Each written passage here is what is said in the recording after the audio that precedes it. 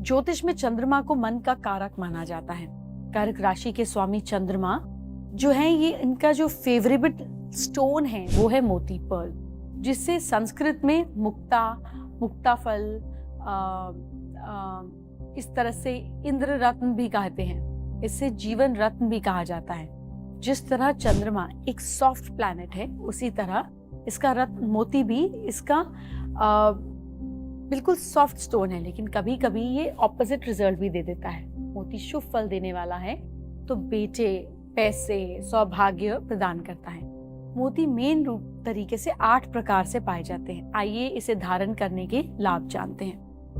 गजमुक्ता, मान्यता है कि गजमुक्ता मोती हाथी के माथे से मिलता है। इसका आकार आंवले के फ्रूट जितना, मतलब इतना बड़ा मोती होता है। इन सभी मोतियों में ये बेस्ट माना जाता है, इतना बड़ा मोती होता है बेसिकली। इसका नाम गज मोती होता है। मान्यता है कि ये जिसके पास होता है उसे जीवन में हर तरीके के सुख मिलते हैं, कोई विघ्न, कोई बाधा नहीं आती। अब ये नेचुरल होने चाहिए, ठीक है।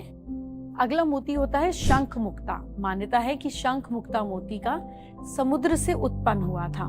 ये पाचजन्य नामक शंख से आता है। ये ज्वार भाटे के समान अक्सर मिल जाता है। ये एक एग के शेप में होता है, ऐसे एक्लिप्टिकल, और हल्का येलो होता है। यहाँ ब्लू कलर का भी होता है। मान्यता है कि ये मोती आपको बीमारियों से निजात दिलाता है। अब एक होता है सर्प मुक्ता। ये मोती जो है ये वासुकी जाति के सांप के सिर से होता है। मतलब ये सांप से आता नहीं है, but just to explain it to you. मान्यता ये है कि ये जैसे जैसे सांप की उम्र बढ़ती है वैसे वैसे मोती का आकार बढ़ता है। बेसिकली ये कहने का मतलब है कि मोती एक्सपैंडिंग नेचर का होता है। ये काफी मुश्किल से मिलता है, लेकिन ऐसा कहते हैं कि ये चमत्कारी होता है। अब एक होता है मीन मुक्ता। ये मुश्किल से मिलता है। ये मछली के आसपास पाया जाता है। कई बार फिश इसको खा भी लेती है, फिर इसको काट के वो लोग निकालते हैं। ये चेन के आकार में येलो कलर का होता है। कहते हैं कि ये मोती इतनी मैग्नेटिज्म लिए होता है कि अगर पानी के अंदर ले जाए तो पानी में रखी सारी चीजें जो है वो स्पष्ट नजर आने लगती है। इतना इसमें लाइट का इम्पैक्ट होता है। एक होता है वंश मुक्ता। ये मोती बांस से मिलता है, जो कि किसी भाग्यशाली व्यक्ति को ही प्राप्त होता है। स्वाति, पुष्य और श्रवण नक्षत्र के दिन पहले वंश मुक्ता की ध्वनि उभरने लगती है। नक्षत्र के समाप्त होने तक ये आवाज गूंजती रहती है। जिस भी बांस में ये मोती होता है उसमें निकाल लिया जाता है। इसे धारण करने पर सुख, समृद्धि, सौभाग्य की प्राप्ति होती है। अगले तरीके का मोती है मेघ मुक्ता।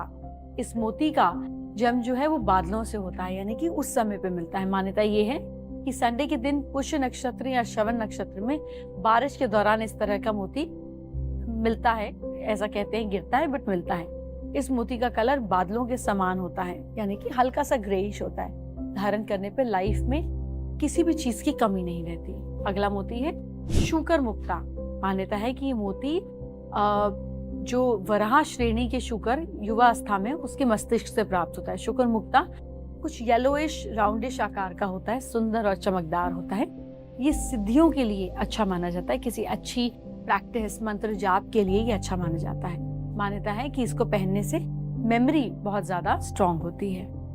अगला है सीप मोती, जो हम इजीली देखते हैं। भले ही ये मोती मुश्किल ही मिलता है, लेकिन सीप से उत्पन्न होने वाला ये जो मोती है ये भारी मात्रा में पाया जाता है। मेन रूप से ये शेल्स के अंदर तैयार, यानी कि फ्रेश, जिसको पर्ल बोलते हैं, वो भी होता है। मान्यता है कि स्वाति नक्षत्र में जब पानी की बूंद सीप में गिरती है तो वो बूंद मोती का रूप ले लेता है। इस पर चंद्रमा का पूर्ण प्रभाव होता है। ये मोती कई आकारों में मिलता है, कई शेप में, जिसको हम सी पर्ल बोलते हैं, नेचुरल सी पर्ल। तो इस तरीके से आप नेचुरल सी पर्ल जब पहनते हैं तो आपको चंद्रमा का बेस्ट रिजल्ट मिलता है, जिससे इमोशनली बैलेंस भी होते हैं आप।